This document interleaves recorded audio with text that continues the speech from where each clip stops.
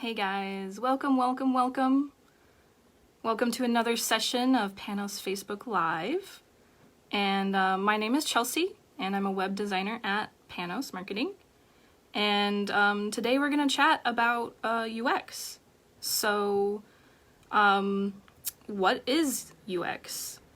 You may have heard UI or UX used interchangeably, but they're actually quite different. So UI or design is more generally focused on how something looks aesthetically and kind of building that visual identity.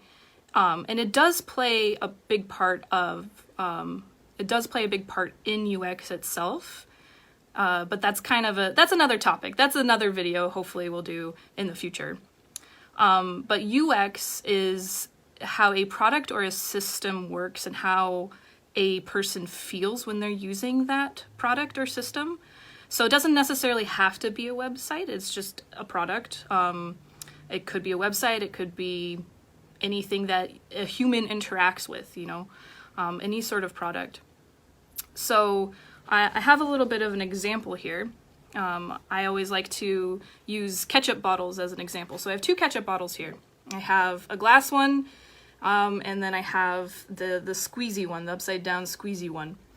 And this is actually not ketchup, it's hoisin sauce, but you get the idea, right? It's a glass bottle with some sort of sauce in it that you try and get out. So both of these different examples have different user experiences. This one, when I use a glass ketchup bottle, it always is very frustrating because I have to get in there and try and dig it out with a knife or pat the bottom of it, and I'm just come on, get on my fries, right? But then we have just the squeezy bottle, right? So this is a very different user experience. It's a lot easier to get out. You can just squeeze it on, you don't have to dig around. So that's the different feelings and how these work. That's basically user experience. And that's just one metaphor, that's just one example. So, you could think of UI or design like the outside of a car, what a car looks like. And the UX of it would be sort of how that car feels, how it handles, how you feel when you're driving it, and if it's good or not. Does it shake a lot? Is it really noisy? Is it really loud? So that's how you can start to think about the differences between UI and design and user experience. So when we start to think about user experience in terms of websites, why is it important? And simply put, it fulfills a user's needs. And it also aims to provide positive experiences for your users. And those experiences help to build loyalty and trust to the brand, the product, or the system. And UX can also define journeys that are most conducive to business success. So having good user experience can help convert your users into making the actions that you want them to make when they engage in your business. And investing in UX upfront really reduces the costs down the line, and it prevents possible usability issues or problems from the outset.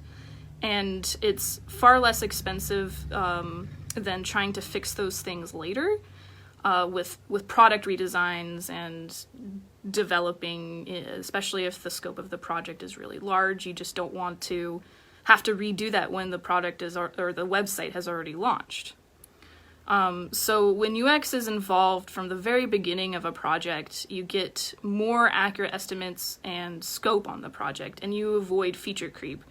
And feature creep is basically, you start with, we want to make a website, but now we also want, a shopping cart on it, and now we also want this and that, and you just add in all of these features that you don't necessarily need or kind of detracts from the purpose of your website.